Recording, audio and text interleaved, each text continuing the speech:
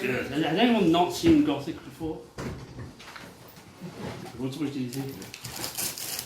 It was roughly what I expected. I expected something like that. I expected it to be quite flamboyant and with lots of excess. Yeah.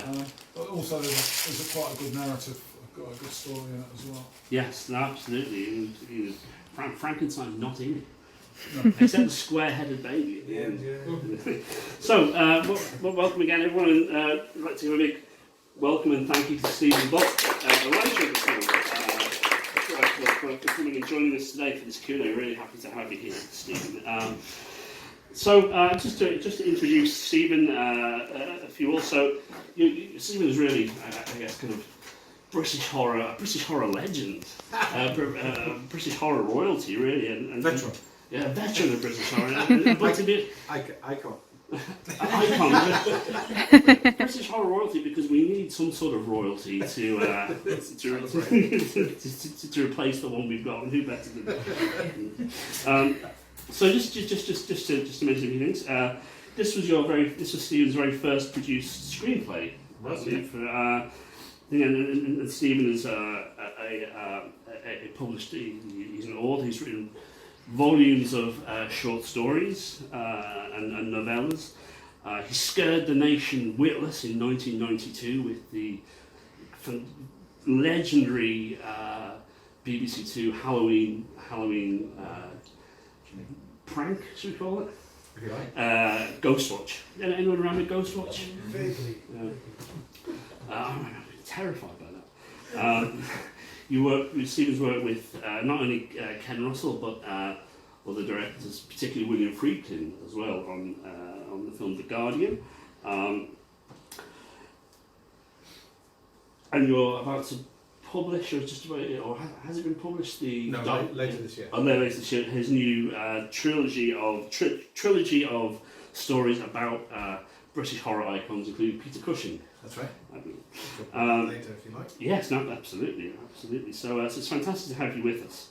I guess the first question that I'd like to ask, and this is the sort of the when did you first want to become a screenwriter question? So Okay. Well, actually, I'll coach it slightly differently. Can you maybe tell us a bit about your relationship with the horror genre in general, when you were first drawn to it, and what was your real first exposure to it, and would it have been something? Sorry. There's two parallel questions in a way. I'll try and answer them both at the same time.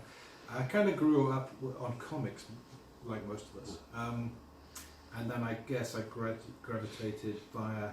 There was a magazine called Famous Monsters of Filmland. I don't know if anyone remembers that, but that was a kind of sneak peek into horror films that I was far too young to see. Yeah. But by buying this magazine, which was imported from America, you could actually get glimpses of stills of these monster movies that were obviously X's in the 60s. Always black and white in this magazine. So that was kind of forbidden fruit in a way. So that alerted me to that was a path towards horror literature, I suppose, and I started to read books of short stories, ghost stories. Pan Book of Horror Stories came out in the 60s, and I read those kind of avidly, and then gravitated to Edgar Allan Poe and stories by supernatural tales by Conan Doyle and that kind of thing. So the kind of usual canon of horror and supernatural fiction, and I guess in the mid 60s or mid to late 60s, when I was old enough, then I'd go and see the Hammer films that are still formative influence to me, like The Devil Rides Out or Quaid Mess in the Pit and that kind of thing. There's an absolute straight line to Gothic from my love of Hammer films, and we'll get onto that. So that was a massive influence, and I guess I got interested then in writing, in a general sense, writing stories, but not really thinking I could ever be an author that anyone would pay me for it. I was interested in writing and loving the kind of stories I grew up with. But really, I sort of had my sights on. I went to art school to be a graphic designer. That's what happened. But I was still, as well as doing illustration and that kind of thing, I was still writing stories. And it was only when I became friendly with my film tutors in part of the graphic design course that they started to say, well, you know, you're interested in film, you're writing stories, and you're kind of visually literate, they implied. You know, are you kind of edging towards being a film writer? Because that seems the way to go. Anyway, I went then subsequently to Bristol University in the drama department and studied film, still with kind of writing in the back of my mind. And in the end, when that course was over, we were all sitting around in the pub, and somebody said, well, why don't you get a job in advertising as a copywriter? You know, because they give you a great big electric typewriter. And so that was very appealing in those days, to work on scripts and stories and you know, make them look polished. So so I remember in those days I sent off I think 100 letters, got 3 interviews, and I got 1 job offer, which was enough, of course. So I moved to London and I got a job in Ogilvy, Benson and Mather as a copywriter. But the interesting thing in that whole story is that when I took my portfolio of artwork and stories, because they were all mashed up together, the creative director said, well, I can't really tell from this whether you want to be an art director or a copywriter. Which do you want to be? So I thought of the typewriter again, and I thought I'd be a copywriter. But I always kind of, when I was working in advertising, which I was working in kind of full time for about 10 years when I moved to London, I'd always kind of draw storyboards and things. So I was always thinking kind of filmically. And it was during that time when I was, my 10 years of you know, having a day job, that I wrote Gothic by basically burning them in my oil and you know, coming up with a script.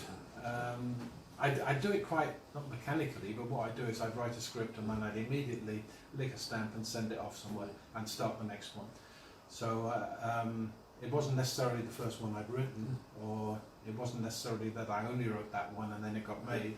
I'd written other ones in between, and well, we can talk about when I got an agent and that kind of thing later. But and the link between Hammer Films and Gothic. Yes, specifically. I think there's a few nods to Hammer in there. I think particularly there's a very specific nod, which is when Byron comes down the staircase. That's the one I was thinking. Which is Christopher Lee, and Dracula comes down and welcomes his guest, and that was, for anyone that knows those films, that was my way of saying, no, this isn't a respectful film about a biopic about 2 poets. It's actually about the origin of horror, and it's about my love of Hammer horror in particular. But no, hardly anybody picked up on that, unfortunately. Before we move on to talking about Gothic and Ken and someone, I should say in my introduction that as well as working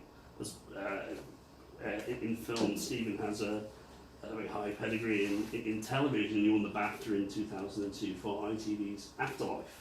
No, that was a different award. But was it? Sorry. I got BAFTA for Best Short Film. Okay. It's a couple of years earlier than that, but it was I think I got the Royal Television Society Award for Afterlife. So what just to kind of say, what were you, in terms of kind of your work in television before you went to film, is that were you sort of influenced at all by the sort of the great golden era of British horror television, things like Lawrence Gordon Clark, the BBC Christmas Ghost Stories? Which yeah, absolutely. Those were, I think, the Hammer films, the Ghost Stories for Christmas were absolutely, you know, the Ash Tree and Whistle I'll Come to You and all those ones. Tales of Mystery. What's it called? Tales of Mystery and Imagination? Yes. I think it was just called Mystery and Imagination, not Tales of. But that was the ITV series. All that stuff that was so plentiful in the late 60s, early 70s. And really, you know, for me, and I think for most fans of the genre, I don't draw a line between books, films, TV. It's kind of like it's all stuff that I really enjoy, and I think most fans are like that. When I get together with people that, you know, horror conventions, you know, they talk as much about the books, you know, the films they love, the TV. There's no, you know, there's no pecking order. Really. No. But really, one of the watershed moments for me was seeing. I absolutely. My 2 favourite Hammers are Devil Rides Out and Quatermass in the Pit. With a nod towards Hound of the Baskervilles, which I've got a fondness for. But, well, and Dracula. No, and then we go. All of them. But, you know, my connection with Nigel Neal, I was too young to watch Nigel Neal TV Quatermass, but I knew of him and I knew him from Quatermass in the Pit, which we could talk all day about why I love that film and what you know, the massive influence of that. But I remember it was, what date was the Stone Tape? I was going to say, with the date. It was 1974 or 5, I think. Early 70s anyway. Yeah. It was Christmas Day. It was, yeah. And I was really looking forward to this because I knew it was the writer who had invented Quatermass. And I absolutely loved it. It's a little creaky now to watch and it's a little dated, but it was a real true ghost story for Christmas. But to me, admittedly I was young, it had a lot of integrity to it, which a lot of horror, let's face it, doesn't have. In that it believed in its characters, it took its characters seriously, it wasn't tongue-in-cheek, it was actually about the paranormal in a way that took the paranormal seriously and people who experience these things seriously. And it was kind of compelling, and you know, it treated its characters and as seriously as any other kind of author in, say, Play for Today or you know, would have. Even though it's genre, he took his characters as seriously as a kind of normal playwright, if you like. Sure. So I thought I've been weighing up this idea: is horror the genre I love? Actually, you know, the route I want to go down, and that said to me, trust your instinct about the genre that appeals to you. You know, people I think chime with certain genres and are drawn to them for reasons which we could get into, but you know, trust. You know, if something appeals to you, then don't reject it out of intellectual superiority. If you're drawn towards it, go for it, but actually try and do it in a way that do it as well as possible. I suppose that's what Nigel Neal taught me in the Stone Tape.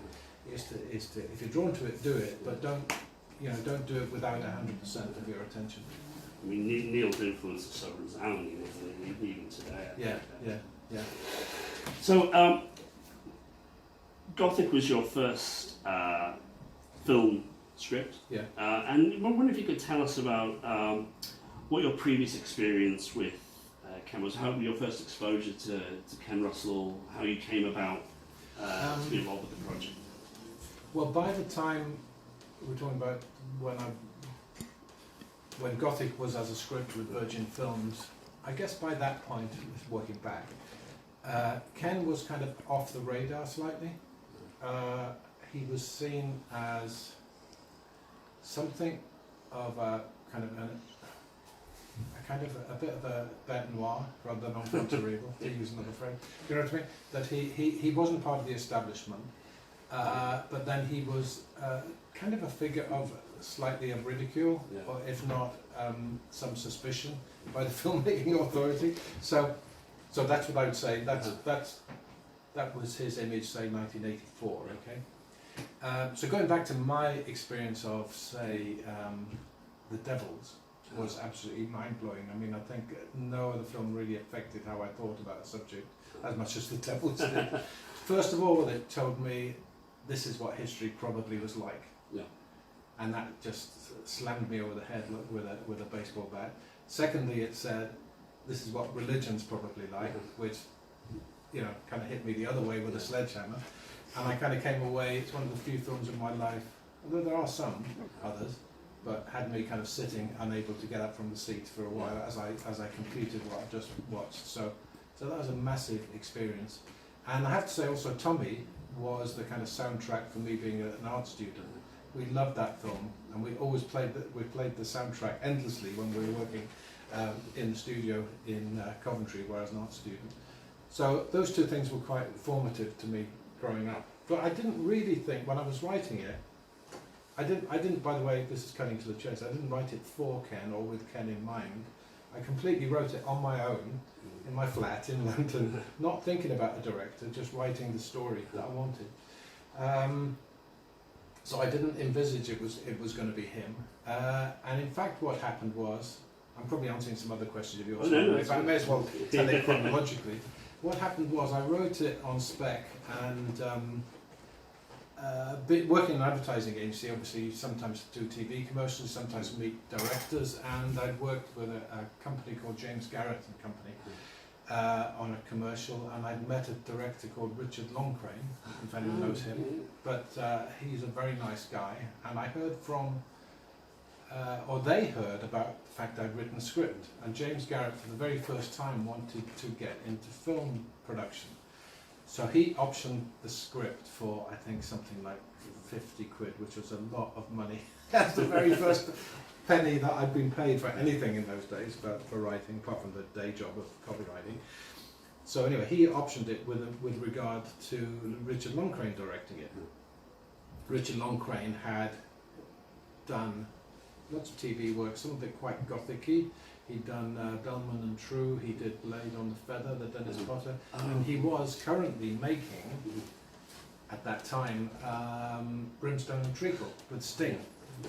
So Sting was in it, and I went to a screening of it. I met Dennis Potter and kind of shook his hand, and his hand was all kind of, so I felt a bit embarrassed.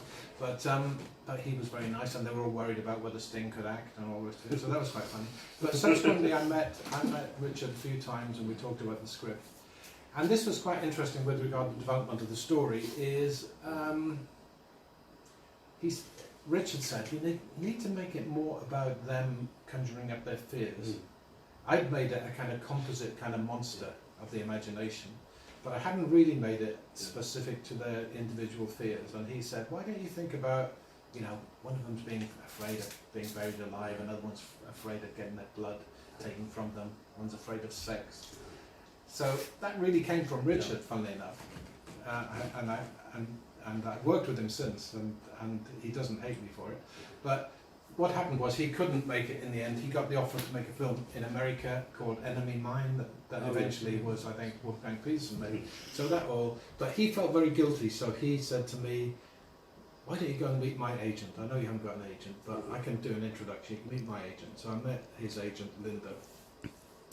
And I always tell this to budding writers, is that I got that opportunity by luck, really, to meet an agent.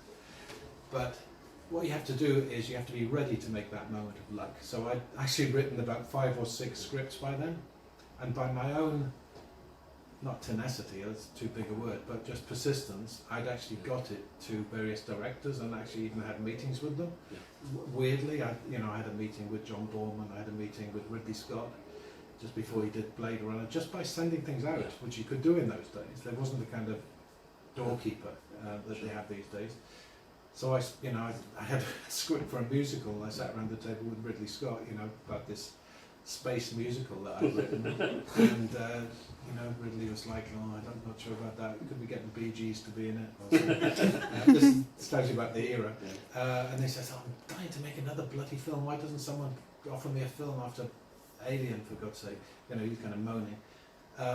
But anyway, nothing came of that, and met John Borman again. He wanted to make something, but nothing came of that. So I'd had these near misses, but the important thing, my agent, as was to be, she said to me, "Oh, I can see, you've got a lot of things here you've written, and you've made some headway on them, albeit they all fell aside." But she said, "I can see you're in this for the long haul." In other words, agents don't want someone that's just written one thing. They want someone that's going to give them a career. Yeah. So I always tell that to writers. And I stayed with that agent. I'm still with that agency now, 30 odd years later. Although she's retired, but there's a younger guy taking over. I must say, a space musical with the Bee Gees sounds like an ideal Ken project. No one didn't go to him first. But then, just to fill in the last bit, which I'll keep very short, she had 3 scripts of mine, and one of them was Gothic, and she sent it out, and Virgin Films were gearing up, Richard Branson's company, with a guy called Al Clark and Robert Devereux were, they basically took it on. I had a couple of meetings with them, and they said, right, we'll get rather than give you, I wish people said this now, rather than give you loads of notes on the script, we'd like to get a director involved, and then we'll work on the script with the director. So then it all went quiet for literally 2 years. Every day I thought, this is the day I'm going to get a phone call. 2 years went by, and then Al Clark phoned up, and I was sitting at my desk, like you and me. My art director's over there working on something. I'm here writing something. The phone rings, and Al Clark says, "Well, we've got a director for your film." And I said, "Oh, who's that?" And he said, "Ken Russell." So I go, "Oh, okay." So I say to my art director, Rodney, and I say, if you'd written a film, who would you least want to direct it? Brilliant. And he said, Michael Winner. And I said, second guess. And he said, Ken Russell. So that was it. I mean, Ken is clearly the ideal person to direct this story. I mean, Well, it's his film forever, evermore now. But it's just, I always say it's just weird because I didn't really think that when I was writing it, and then it just shows what a director will do with some material. Well, this was the sort of the question that I was going to come on to, because as we sort of talked a little bit about before, I mean, the Gothic is all, Ken is a romantic director, but the Gothic is always there, right from the early BBC films. And I mean, how much of the film, when it came on to be thinking, well, this is, how much is you and how much is Ken in it, really? Well, to begin with, it's the first film. Don't forget, it's the first film I've ever seen on celluloid from something that's in my head. So, first of all, it's the most obviously wonderful experience to visit the set, and you walk in and there's a dining table there, and all your characters that you last saw in your head, and now sitting there in costume. You know what I mean? That's a fantastic feeling. With really good actors inhabiting them. And that's a very weird and amazing experience.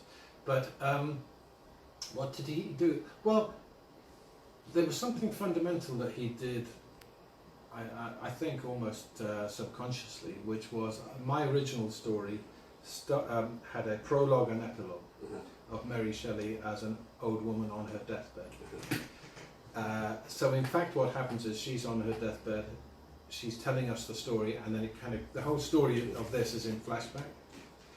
And then it goes back to her on her deathbed, and the creature appears to her to kind of bid her farewell, and she dies. That was the concept. But Ken didn't really want that, and I think the reason he didn't want it is maybe a dramatic one. But I think essentially those bookends made it Mary Shelley's kind of unreliable fantasy, which is why I wanted to do it like that. It was immediately said, this is not necessarily what really happened. This is an old woman remembering the impressionistic basis of all that crap that happened, So I wanted to make it unreliable narrator kind of thing. But I think Ken didn't want it to be Mary Shelley's fantasy, he wanted it to be Ken Russell's fantasy. Yeah. You see what I mean? and I think the tonal difference was, to me, I saw this a bit like Marat Sade, where you're watching the mad people in the asylum enacting something, and we're here, we're the audience watching through the bars. So, for instance, when Shelley says about the breasts with eyes, you haven't seen the breasts with eyes. You're just seeing a mad bloke saying that he's seen breasts with eyes. Okay, and I think fundamentally, Ken, no, we were going to see that, and when you have the painting in the bedroom, and Mary is hallucinating about the imp lying on the woman's breast. No, he's not going to leave that to the audience to think about. He's going to actually show you that. You know what I mean? So there are a lot of instances where he became subjective, where probably my script at times was objective. So those were the main things: the beginning and end, and certain things that he added, like the spiked codpiece and the belly dancer was his. But specific little things like that, where he just let his imagination go a bit. But then again, some of the things that you think of pure Ken Russell are probably not really. They probably were there already, so that's quite funny. Well, actually, it brings me kind of nicely on to my next question. I mean, given Ken's reputation and the sort of the fallout that Ken had with Paddy Chayefsky over Altered States, in which kind of there was a real Chayefsky kind of took his name off the film because he felt like Ken's visual flair and style was kind of a detriment to his script. Were you at all kind of wary about going into? Wary is a good word. I thought it would be, oh shit, what's this going to be like, But to be honest, and I thought, oh shit, when I got the phone call that I was going to work with William Friedkin as well. And they proved very different experiences, but we can talk about that.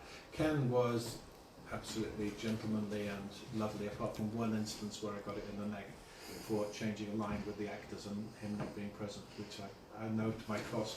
You never change anything without the director being party to the discussion, but that was more my naivety. But apart from that,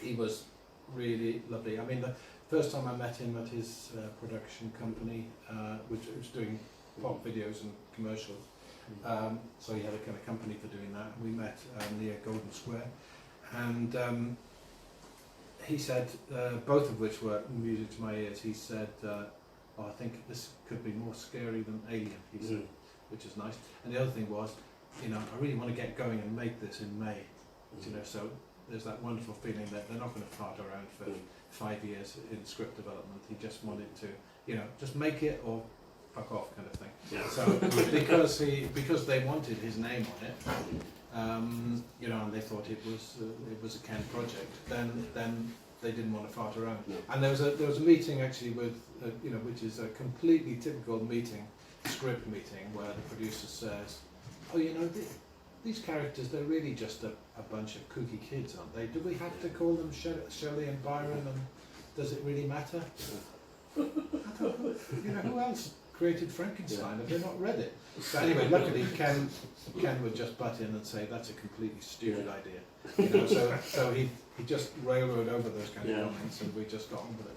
Yeah. I mean, it's a fairly bold idea, isn't it, to kind of present a film about Frankenstein and then not have Frankenstein in the film. Yeah, well, the thing is, I kind of wanted to avoid showing what the creature is like, because then you get into, is it like Christopher Lee in the Hammer films, or is it like Boris Karloff? And then you get into copyright about all those images. And, you know, is it like the next incarnation of Frankenstein, or especially when we got into it being a conglomeration of, you know, sex, blood, religion, and all the things they're afraid of. How do you visualize something that's sex, blood, religion? In fact, they did create a creature. Yeah. And some poor misbegotten guy in the special effects department dressed up as this thing. And I think you can see him briefly waving his tendrils outside the window, looking like a tree. But he kind of had all kind of like gooey, kind of semen-like drips all over him, and probably rosary beads and God knows what. I dread to think what it looked like. But even Ken said, no, that's too much. Yeah. If you can imagine him ever saying that about anything, he must have thought it's too much. So it was never actually put in. Well, I think it's a much more interesting idea to have it about this group of people, you know, kind of written around, if you like, the myth of Frankenstein, because what you're going to get is, you know, Frankenstein isn't physically there, but he is there. The whole point really is that I should fill in some of the background to me writing it, which is, it's really the origin myth of modern horror. That's what I was interested in. I read an excellent book called A Heritage of Horror by David Pirrie, and I've since become really friendly with David. He's a good mate of mine. And in fact, I'll tell you a funny story before I get onto that, which is when I moved to Bradford-on-Avon, I had a builder in doing my bathroom, and he said to me, oh, I've just done a job for someone who does the same as you. I said, what, writer? He said, no, screenwriter of horror films. He said, I kind of thought, I can't think of any other than me. You know, I can't think of any, but especially around here. So I thought, who is he talking about? He said, oh, I can't remember his name now. I said, well, tell me who it is. Anyway, it happened to be David. Yeah. And I said, bloody hell, that's, you know, his book is so influential on me. And do you know, have his phone number? So he got me phone number, because I thought, bugger it, I'm going to phone up David and just say how instrumental and influential that book was to me. So I phoned him up and I said, you know, that book, Heritage of Horror, was fantastic, and we became great friends. But the thing in the book is, it's a kind of rehabilitation of Hammer films. I don't know if you've read it, and it says, you know, we should take it seriously that Gothic literature, you know, found a new voice in Hammer films, and it shouldn't be just swept aside. We should give it proper critical thinking in the sense of film history, you know. And it's a very important book now, because I think since then, and that came out in the early 70s, and he's republished it since, I think Hammer is seen like Ealing and that kind of thing as a, you know, and Woodfall films and that kind of thing, and Powell and Pressburger as quite important, staging posts in the history of British cinema. So anyway, David wrote a whole chapter about the Villa Diodati, and as soon as I read this, the factual side of Byron and Shelley, all in this house, genius young poets, drugged up, telling ghost stories, and their subsequent tragic stories. This is the night Frankenstein was born. And oh, guess what? As a footnote, Dr. Polidori wrote a story that was the progenitor of Bram Stoker's Dracula. So on that one night of ghost stories telling, our two fundamental myths in horror, modern horror, were born. So this one night, it was over. That summer, the haunted summer, so to speak. So I thought this has got to be, I don't know whether it's a play, a film, or what, but you could realise it. 5 or 6 characters, one location. So that was the spark, really. It seems to be the perfect storm as well, with your own sort of interest in sort of Gothic horror and Frankenstein, and Ken's sort of obsession with depicting the lives of the romantic poets. In a few years before he made Clouds of Glory for ITV. He did one note that he did bring to it was when we make these characters at the beginning, can we kind of signal the fact that they're like pop stars in exile, So hence I put in, which is actually true, that the fan is trying to get in, for a glimpse of him, kind of thing. There were actual people trying to spy him across the lake and all the rest of it, but he wanted to bump up that bit. The phonetics, following the poets. I thought it was actually really on the border of being a Ken cliche in a sense. They're all rock stars kind of thing. But he did want Byron. He said, how can we get a young Mick Jagger to play? That's what he said. And he first wanted to cast what's his first choice? Bob Geldof. Oh, really? But Bob Geldof was doing his charity thing, running around the world and all the rest of it, so he said he reluctantly declined, so went for a different Irishman. Well, he seems to have been ticking off all the pop stars of the era, because according to Mark Bolan's biographer, Leslie Ann Jones, sometime in the 70s he wanted to make a biopic of Shelley and Byron starring David Bowie and Mark Bolan. Which would have been really interesting. But I was wondering, in terms of kind of the sort of origins of the film and sort of Ken's involvement with it, had you been aware that, it's quite interesting, there was a book from 1973 by a guy called Derek Marlowe called My Summer with A Single Summer with Lord Byron, in which, this is over 10 years before the film, in which he kind of, in his introduction, he praises Ken Russell's filming style. And then over 10 years later, does Ken do? He goes next. Well, whether Ken had taken an interest in that, I don't know. I just know that Ken was sent my script, and I never read that book. But, funnily enough, at some point in production, Derek Marlowe must have, scratched his head and wondered, WTF, and phoned his agent, because I got a phone call from the producer saying, have you read this book, A Certain Summer with Lord B? And I was about to apologise that I hadn't done my homework, and I said, actually that's one book I haven't read, and he said, don't say anymore. That's right, because obviously they were inquiring as to whether plagiarism had been afloat, but it hadn't, because I hadn't read it. And I was aware of it as a title, but I hadn't read it. I was mostly, I exclusively went to the original kind of sources, really, because you don't really want to read another fictional version. So I went to the diaries and that kind of thing, and books like David had written about the events. Sure. So, by the way, anyone that wants to know a lot more detail about what went on, I do recommend Christopher Frayling's book about Frankenstein, the first 200 years, which has far more information than I ever read, but he's condensed it into, he's really gone into an amazing amount of detail about the different diaries, what happened on different days, what they did, where they went, this kind of thing. And if you want to know the actual substance of what really did happen, that's a great source. Christopher Frame's 200 Years of Frankenstein? Yeah. which is of course this year, which is. It is, isn't it? Yeah. I No. wonder if Yes, this. Yeah. I keep thinking of 1816 because that's when it happened, but it was actually published in 18. I wonder if you could tell us a bit about the casting of the film and the casting of people like Natasha Richardson's her first film, Gabriel Byrne, Tim Spall, Julian Terms. How different to you? I said a little bit about Byron. Natasha, I think she was in Chekhov and she was getting kind of theatre awards for doing Chekhov on the London stage. She seemed to really. I had a weird fantasy of Emma Thompson and Kenneth Branagh at that stage because they were kind of a golden couple, if you remember in the days. Of course, you went on to do France. Yeah, that's right. That's quite funny. But then so did Sting. But, Sting was Frankenstein, wasn't he? In The Bride? Yes. Yeah. That's another story.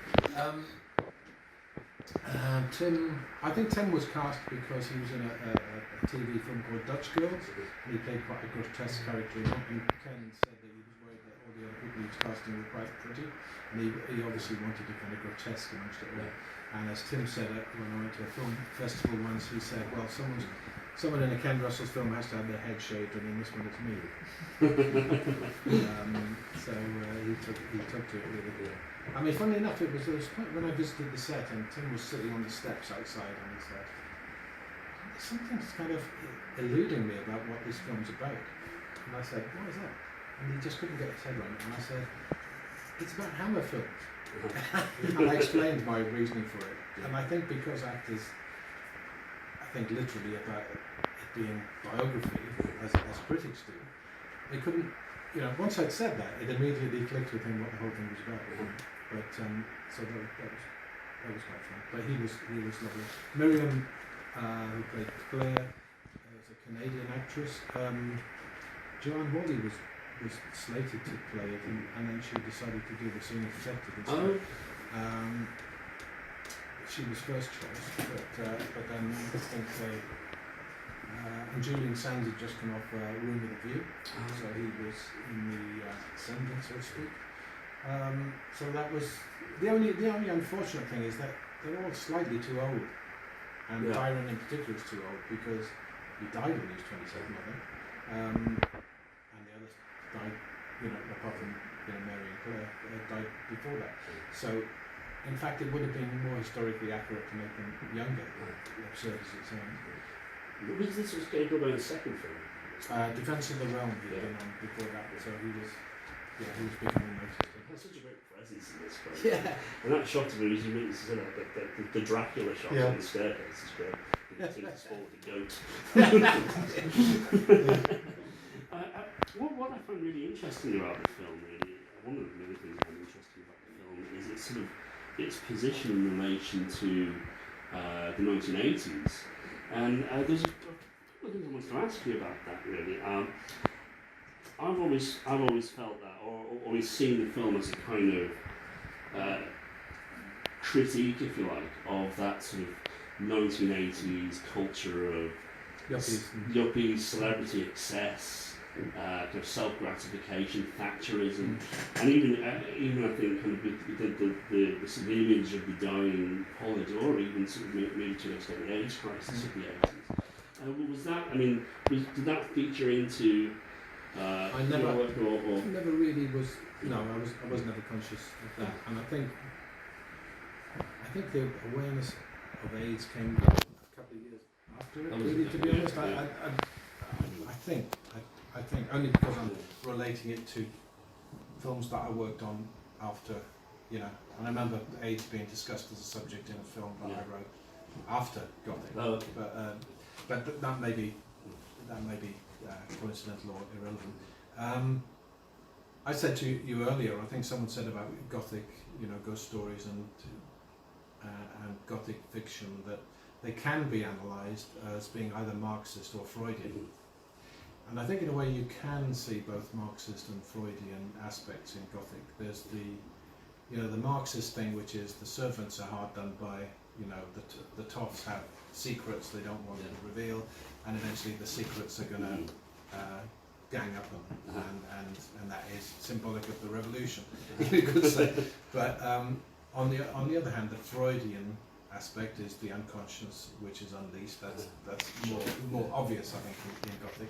But I was saying to you, I kind of like the contradiction of, yes, they're aristocrats, and yes, there's a tragedy involved with their presumptions, but also they're anarchists. You know, Shelley was a great radical, and you could argue that Byron was anti-authoritarian. So they're toffs, but they're anti-authoritarian, and they have that tension about it. Yeah. It's not as simplistically political in that sense. You could, you know, it's both that way and the opposite of that. You know, so they are revolutionaries as well as they are aristocrats.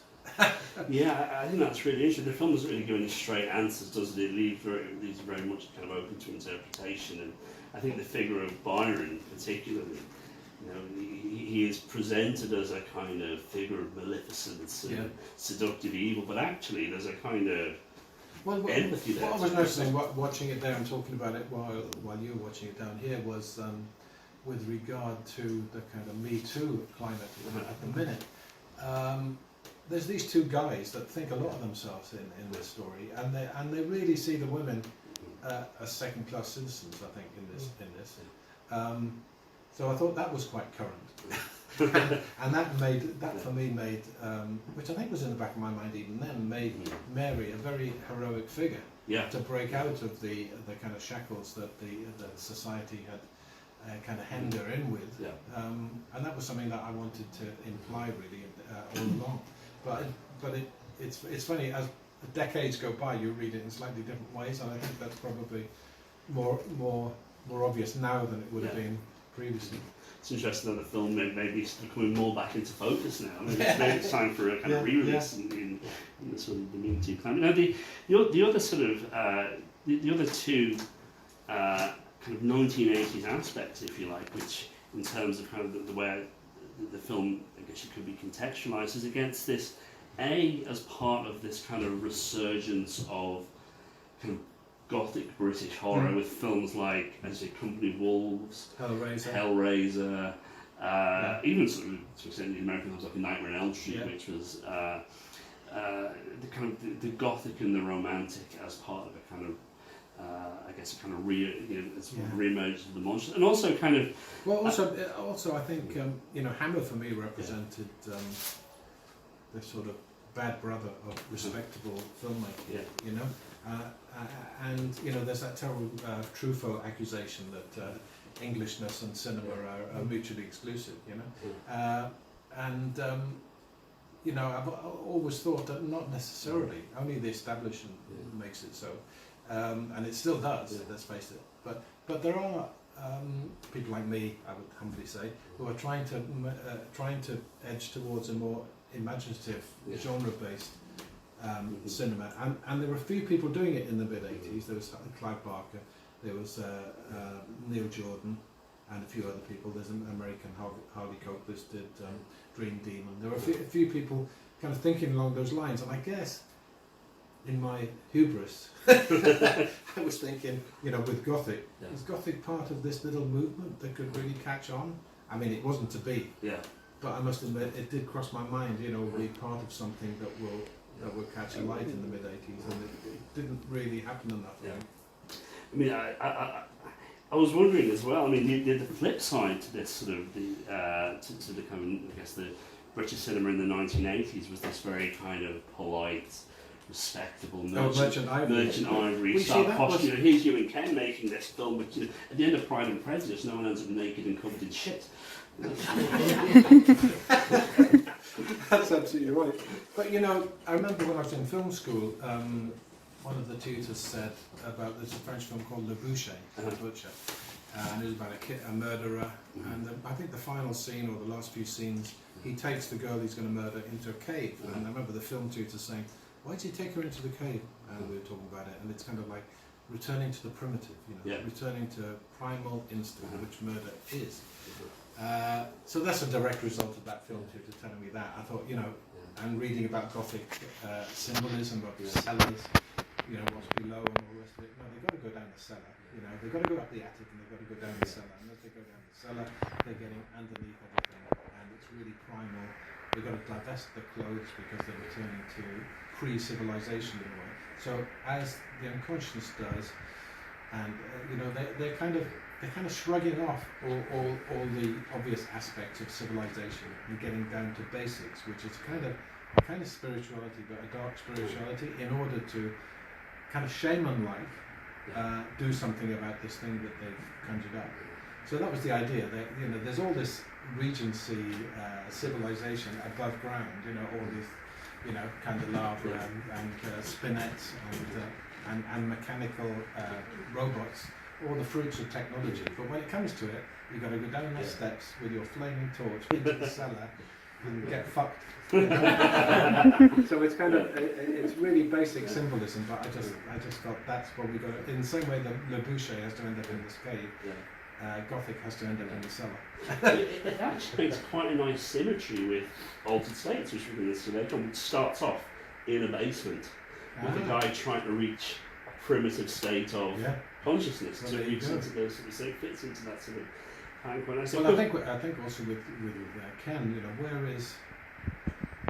where on that scale between the heights of civilization and spirituality and the base needs, this is where Neil Jordan is always exploring the difference between beasts and angels. Where are we in that scale between beasts and angels? All these films are basically about that. There's a film called Angel, for a start. And where that's part of the not barometer, the grey scale that Ken is interested in. I think Ken is looking on that grey scale between beasts and angels and thinking, where does religion come on that? And sometimes it's up there and spiritual and mystical, and sometimes it's down there with the beasts. When you see what religion creates and makes human beings do to each other. So I don't know. That's my reading of him sometimes, anyway. Yeah. So where was it? So I went to the aesthetic of the film very much. I mean, Cameron's also at this time making a lot of pop videos in the 80s, and I think that kind of seeps into the film, because he was making films for Altered State, not for Elton John. Nikita was one. We was in the chap in the guy that's the butler with the blonde hair was in Nikita. Thin White Duke book, or like and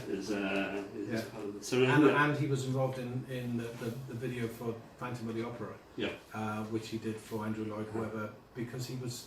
I think we were talking about this. He was slated to direct Phantom of the Opera, I think, and did Vita at one stage. Yes, he was. Yeah, he was. He thought he was duty bound to cast Elaine Page, but apparently Ken told me that he thought she came across either like Princess Anne or Barbara Windsor. So he didn't want to do it. Just as a kind of a side point of interest in sort of bizarre casting and the Gothic as well. At the end of the 70s, when Ken was going to direct Dracula, he'd written the script for Dracula. There was the idea that Mick Fleetwood from Fleetwood Mac was going to play Dracula, and Ken went over to meet him. Got a flight over there. Didn't want to go and see this Fleetwood Mac concert. Was annoyed, and then got there and the concert was cancelled. So it really pissed him off. And then Mick Fleetwood came out in a cape with fangs to prove that he'd been doing the work, and Ken was like, no.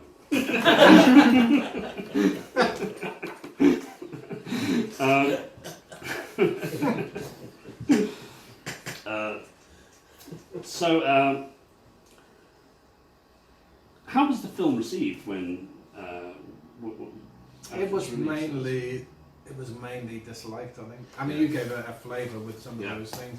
Funny enough, when I look back at it, there were, you know, if you're tactful about which ones you trim, you can find some good quotes. But I quite like the outrageously terrible ones as well. You know, the ones that say, you know, Ken's up to his sick rubbish all over again.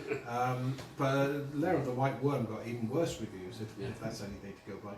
But you know, but I'm kind of reassured when the New York Times actually called it, you know, something like a phantasmagoria or a madcap ride through the Marquis de Sade's Summer of Love or something like that. I think, oh, that's Tunnel of Love. Sorry, Tunnel of Love. I think that's actually really nice. I quite like that. But I don't know if you guys know a science fiction author called Harlan Ellison, who's very vocal in his views about things. He went apeshit over how much he liked it. You know, he said it was a kind of represents the cauldron of creativity like no other film or something. You know, which is quite nice when you admire someone that likes something that you've done. You know, but funny enough, I think the contemporary reviewers were very sniffy, but they were already sniffy about Ken. That's the thing. They weren't going to like it really. They would have had to done such a volte-face to actually admire Ken for anything, because you know. So it kind of says more about them in a sense, and they were, as you say, about Merchant Ivory. Merchant Ivory had cornered the market in biopics, and always very subtle, always very respectful and restrained. And Ken never wants to be restrained. He said, you know, he would always say, well, Picasso and Goya weren't restrained. Why should I be? You know, but the English don't like that really. And he would always be, you know, he said if I was Fellini, they'd like me. If I was Italian, they'd like me more. You know, and there's a certain amount of truth in that. You know, as we were talking about it, I think the English critics find him too carnivalesque and burlesque and pantomime-y. They don't like his sense of humour. You know, they like their icons to be treated with seriousness and subtlety, you know. Funnily enough, I think, you know, they didn't, when they reviewed Gothic, they didn't really get the idea that it wasn't a biography of those poets. They didn't get that it was actually about modern horror, the origin of modern horror.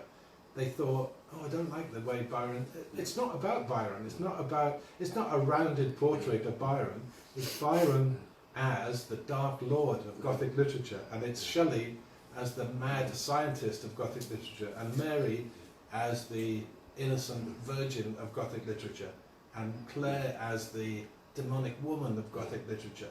They're all stereotypes from Gothic. The clue is in the title.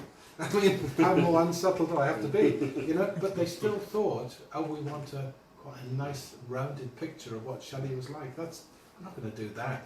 I mean, I could, well, if I wanted to, I could do that if I had a longer screen time and that kind of thing, but that wasn't my agenda. My agenda was very specific to the films I'd grown up loving, and what I thought was this kind of catalytic, incendiary moment that happened in 1816 that for me had all the kind of drama that sparked off the genre that we enjoy today, really. Were you happy with the way the film, how your script had been worked with the film? Were you happy? I was a bit shocked. Yeah. I think I have to say, I was a bit shocked and amazed because I think Ken made it more in your face and frenetic than I think it was on the page. But then again, maybe it would have been deadly dull had it been done by somebody else.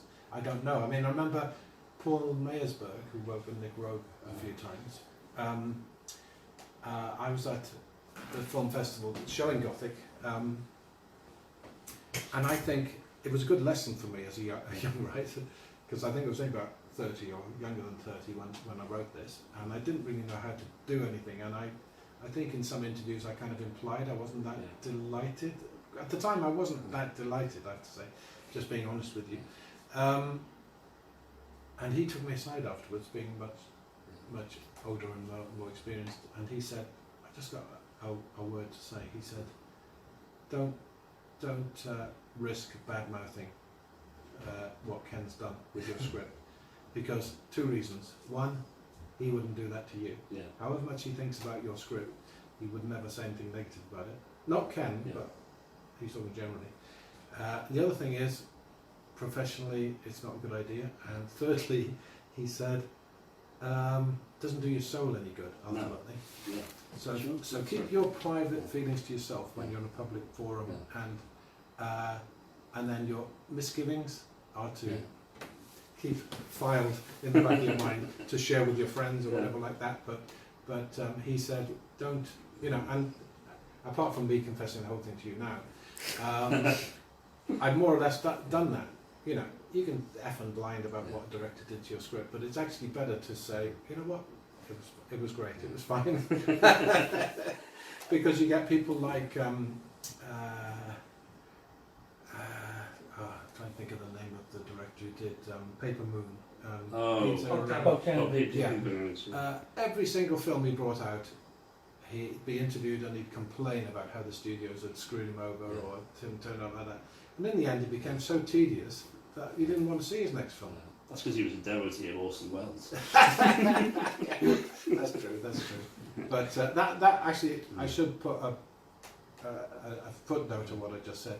That makes my whole story there makes it sound as if I was really bad-mouthing Ken, which I wasn't. But I might have, inadvertently said something slightly negative, and he was telling me to just be careful of doing that because it wouldn't happen the other way around. Well, I've got a couple more questions before we throw it out to the audience. Firstly, how do you see the film as sitting with the kind of contemporary trend for kind of Gothic, now the sort of resurgence? Because we've seen a kind of resurgence of Gothic recently, haven't we, with things like The Woman in Black, The Lighthouse Golem, Penny Dreadful, that sort of thing. Do you think it's had an impact? Well, when I saw Penny Dreadful, I thought, how someone's looked inside my skull and said, we'll make this just for Stephen. Because that's exactly the kind of thing that I would love to do, really. They didn't approach you to write it? No, I wouldn't be so arrogant to think that. No, it's gratifying to see it. I don't think it ever goes out of fashion, really. There was From Hell, wasn't there, and that kind of thing. Actually, it does go out of fashion because I think after Hammer films, and The Exorcist came along, and kind of that blitzed Hammer films. So Hammer didn't really want to do any more costume Gothic things because it was very much if we're going to do horror, we're going to do contemporary. Luckily now I think it's quite a healthy climate where you do a lot of horror films contemporary, or you can do another kind of horror film that's period. The thing about period is it costs more. It costs a hell of a lot more. Yeah. So there's that equation between budget and potential audience. And the horror fans tend to go to contemporary ones. So it's a bit more risk strategy to do Gothic, I think, really. Although I think there's a fan base out there for it. Sleepy Hollow and that kind of thing. They tend to be a different breed. There tends to be a bit of a split, really. So what I'll do is I'll combine my last two questions into one kind of Frankenstein of a question. So you've worked with some other big names other than Ken, so William Friedkin, for instance. I wonder if you could tell us a bit about that, and also something about your current projects, particularly your sort of biographical work that you've got coming up on Cushing and other. Okay, I tell you what, I'll park the stuff about Friedkin only because that's a big subject, so, and it'd be better to finish with the other thing, really.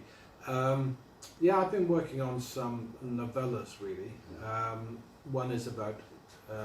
One features Peter Cushing as a character. I wrote that in 2013, actually, to coincide with his centenary.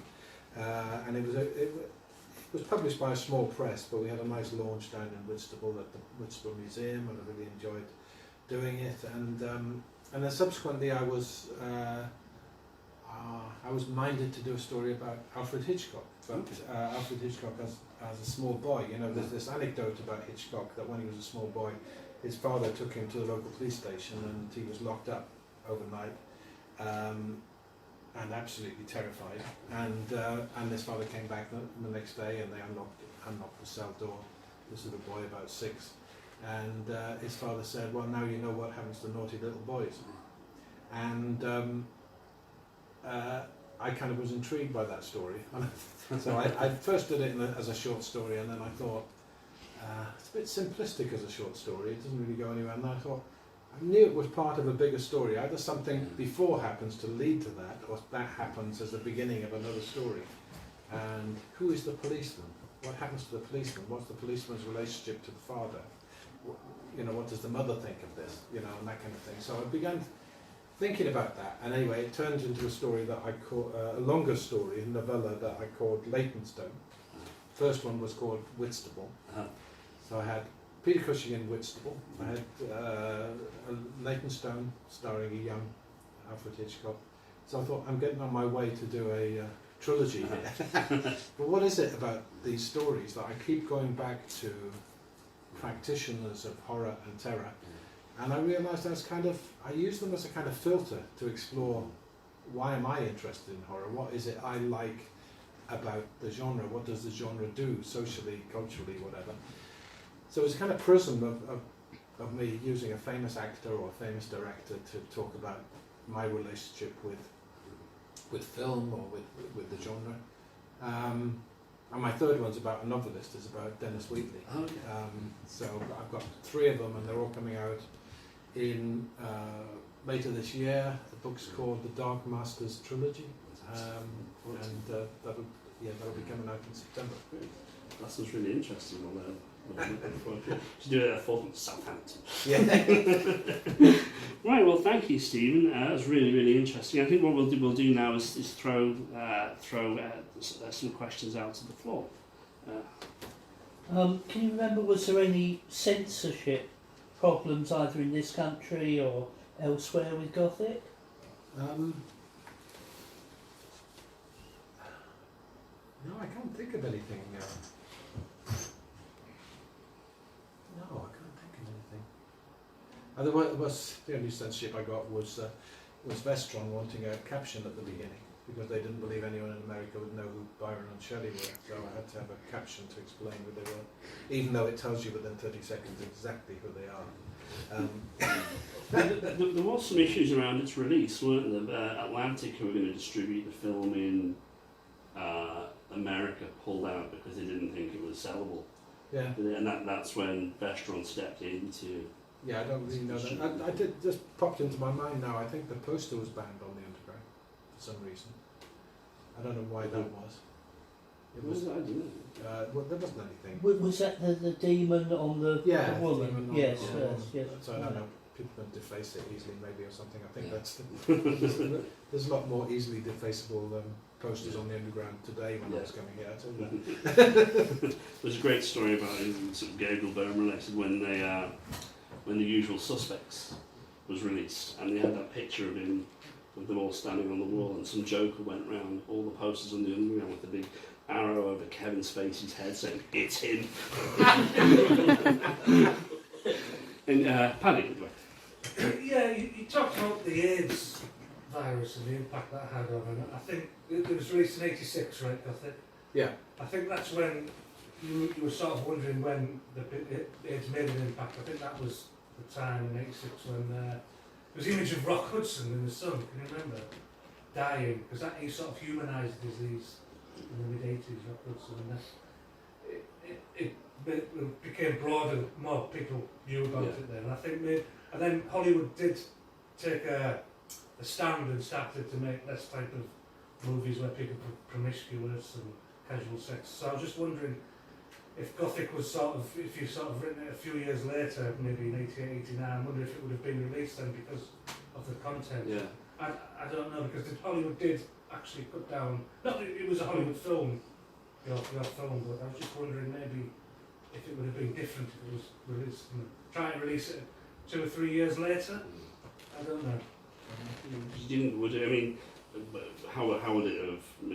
I guess how would the film have been received sort of later? If the film had been sort of later, I think would it have been received with the same kind of? Don't know.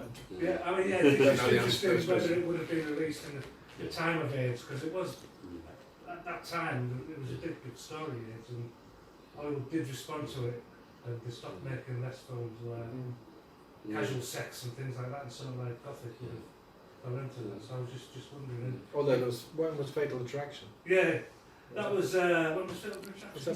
Was it about 88, 88? 87, 88. Yeah. Yeah. So that's my memory of that. Yeah. That being at the wasn't it? I mean, I'm not saying that was done deliberately with any I think the subtext or James anything. Bond film made after that, they did deliberately not have James Bond being promiscuous and that one. We were having the conversation before. Would Ken be able to get any films made today? You know. That's impossible to say, isn't it? He eventually started making really low-budget films in his garden, didn't he, with his mates? Which I always think is a bit, both inspiring and tragic at the same time. Inspiring in that he still had loads of stories to do, and if It's kind of like if you didn't give him a ballpoint pen, then he'd carve it with a stone. You know what I mean? It's like whatever means possible. He was just so cinematically driven. You know, but I do feel a bit sad that someone like Ken had so much to offer that but maybe it's to do with his personality. But could he have been a fantastic, you know, tutor in film school? Yeah. You know, I'm not talking about a lecturer, but you know, the National Film School. Imagine what he could have passed on to a generation of filmmakers. Yeah. Even just being provocative, you know, which sometimes what you want a tutor to be more than anything. You know. Yeah. I mean, you mentioned those kind of films that he made in his garden, but with those ones, he was experimenting with digital video. Yeah. A long time before.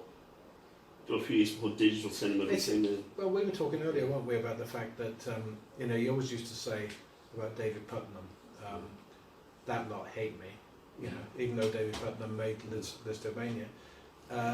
You know, Ken was very aware that the BAFTA type establishment hated him because he was kind of, to his bones, everything that respectable filmmaking didn't stand for, you know. You know, he was not Richard Attenborough, much as I do admire Richard Attenborough as a filmmaker, don't get me wrong, but you know what I mean, he was you know, he was the grit in the oyster, wasn't he? You know, and I think, but again, I think, you know, there were people with their axes to grind whenever a Ken film came out, but there was an element that he was his own worst enemy as well. You know, when you think about how contentious filmmakers, if they're canny, can actually work the system to their advantage and actually get films made. And another example of that springs to mind really obviously is Terry Gilliam, you know. Yeah. It's kind of like they can't resist shooting themselves in the foot. And I think Ken was a little bit like that. And it's a shame because, you know, he was bullish about, you know, I'm going to do a film about composer, whether it's Berlioz, whether it's Liszt. You know, I'm sure he wouldn't be told if someone said, Ken, nobody's interested in Liszt. Can you just come back with something a bit more commercial? But he was driven by what interested him, wasn't he? Absolutely. And that's a lot to be admired in that, I think. Absolutely. Do you have another question from the floor? Does anyone have any more questions? Yeah. Could you tell us a bit about the music in the film? I mean, in Ken Russell films, the music tends to always be important. And in this film, the score is quite bombastic in parts, but also quite wistful and beautiful in other parts. I think I can only speak from what I've heard. Thomas Dolby, I think I'm right in saying was not Ken's choice as much as Virgin Films' choice, because he was in their stable of composers, music writers. But Ken, I think, if I remember, it's a long time ago, he said that Thomas Dolby, I think, said about Ken that it was a change to work with someone so music literate, so they could actually talk about references to specific bits of classical music and that kind of thing. And clearly, Ken was very knowledgeable, so he could say what he wanted and that kind of thing. I did have a bit of fun writing a single with Thomas Dolby, which was called "The Devil Is an Englishman," which Thomas Dolby said he had visions of it being on top of the pops, with all these scantily clad like Pan's people in veils, and then they're all kind of dancing around in a kind of Kate Bush fashion, and then one of them takes the veil off and it's Ken. That was his idea, top of the pop. But anyway, that wasn't to be, and in fact it's kind of sung as if by Lord Byron, but in fact Timothy Spall does it. Brilliant. And it's on the CD of the soundtrack. Right. And you can find it on. I think you found it, didn't you? I think it might be on Spotify. Yeah, we'll see if we can find it and play it. The Devil Is an Englishman, and Tim Spall gives it his all. He really goes for it. It's quite funny, but that was quite fun. Do you have time for another question or two? Anyway, Mark. Can you tell us your initial spark when you were writing the script? Was there something you had seen at the time that made you think about writing a script based on the subject? And were you writing it as a Hammer film in mind initially? Were you thinking this could be a great Hammer film? Well, it did go to Hammer, but Hammer turned it down. To answer the last bit first. And my agent at the time, who wasn't the agent I talked about, said, "Oh, I don't think they'll like it because there's no part for Christopher Lee and Peter Cushing because they're too old," which I thought was a scatty way to think about it. Yeah, the impulse really was reading about this in David Perry's book about the this, you know, bunch, this psychodrama about this bunch of characters that actually did exist and were as you know as interesting as I hoped I could make them really. But I didn't really want to. The trick in my mind was to do it not like a what happened that night, which I would find just boring. You know, I know that some other people have done that dramatisation where it's about poets talking about poetry and having a ghost story session, but that didn't really interest me. That my way into it was about the myths that they created, really, and I guess in common with other things I've written about people that are creative, it's kind of about the trauma and the kind of wounds and the flaws of the character that is going to go on to create something. Sure. That's a kind of common thread when I go back to so what I should have said about the Dark Masters trilogy, of course, is that Peter Cushing and Hitchcock and Dennis Wheatley, and then it suddenly occurred to me only a few months ago actually that I'd been starting to do that with Mary Shelley. You know, she is in a way a dark mistress of horror. The progenitor of the whole thing. So you know, I was starting to do that with creative spirits of horror, you know, way back then really. And I've also done stories about Edgar Allan Poe. In fact, that was a script I wrote not with Ken in mind, but I had in mind for him to do it next. And he said, send it me. It was a biopic about Edgar Allan Poe. You know, who married his underage cousin and all the rest of it. Very impressionistic, lots of blood, and, very anarchic. Actually, it would have been perfect. But anyway, I sent it to Virgin, and our clerk at Virgin said, "You're telling me all the poets in those days took laudanum?" So he wasn't that interested, unfortunately. But so that never happened. Very interesting, this idea of this trilogy that's about to come out. It's going to be impressionistic. Interpretations of the childhood of Hitchcock or Peter Cushing. I mean, that's kind of, there's parallels there with kind of Ken's approach to biography. That, I mean, one of the things that was sort of, that he was always criticised for by the press and the media and the critics was that, well, you know, these aren't the facts of Tchaikovsky's life. These aren't the. Well, Ken, I told you, Ken and I have got the same birthday. Oh, yeah. And we share it with Kafka, so there's maybe something about July the 3rd, I don't know. but all his subjects were sort of like, they were impressions of life.